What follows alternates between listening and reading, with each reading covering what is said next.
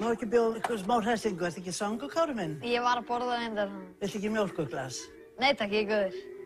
Mamma, ég fæ kannski eitt kaffibolla það. Já, er bara ekki málið. Heyrðu amma, hvað passar þetta á netinu hérna? Á netinu, býtu nú hægur. Heyrðu, ég skrifaði það hérna fram, ég skal koma með það. Hérna er það. Krabbamenn sigtur náriðil á þörfinni í einu orði og á þörfinni er skrifað með T og H.